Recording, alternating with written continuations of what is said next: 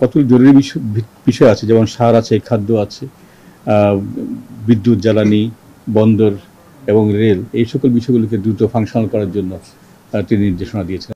নিজের হাতে থাকা ২৫ মন্ত্রণালয় ও বিভাগের সচিবদের সাথে নিজ বাসভবন যমুনায় বৈঠক করেন অন্তর্বর্তী সরকারের প্রধান উপদেষ্টা ডক্টর মোহাম্মদ ইউনূস। বেলা ১১:১৫ থেকে শুরু হয়ে বৈঠকটি চলে ১:১০০ পর্যন্ত। এ সময় বেশ কিছু নির্দেশনা দেন তিনি।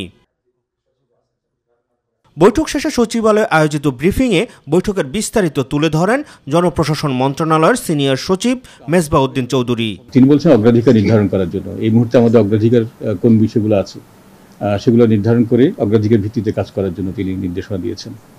আর স্বচ্ছতা এবং এটা হচ্ছে সংবেদনশীলতার সাথে কাজ করা, এটাকে গুরুত্ব দেওয়ার জন্য তিনি নির্দেশনা দিয়েছেন, যাতে করে যারা যে মহৎ উদ্দেশ্য নিয়ে যে পরিবর্তন, সেই উদ্দেশ্য সাধন হয় এবং উদ্দেশ্যকে আরও বেগবান করে সামনে এগিয়ে নিয়ে যাওয়া যায়, সেই বিষয়ে তিনি নির্দেশনা দিয়েছেন।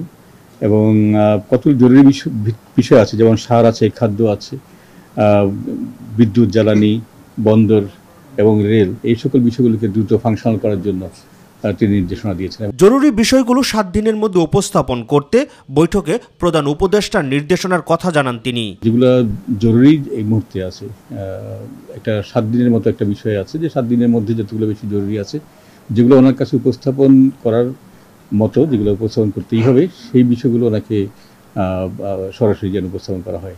সাংবাদিকদের প্রশ্নের জবাবে সচিব জানান, প্রশাসনে বঞ্চিতদের দ্রুতই পদোন্নতি দেওয়ার ব্যবস্থা করা হবে। তবে ১৫ই আগস্ট জাতীয় শোক দিবস পালনের বিষয়ে এখনো কোনো নির্দেশনা আসেনি বলেও জানান মেজবাহ উদ্দিন চৌধুরী। যারা বিসিএস এর যারা সুপারিশপ্রাপ্ত হয়েছিলেন পাবলিক সার্ভিস কমিশন থেকে ২৮ থেকে ৪২ ব্যাচের, তাদের বিষয়গুলো আমরা উপস্থাপন করেছি মাননীয় প্রধান উপদেষ্টার কাছে। আমরা আশা করছি আমরা আগামী কাল বা পরশুর মধ্যে এই বিষয়ে আমরা একটা সুস্পষ্ট একটা প্রতিক্রিয়া দিতে পারবো।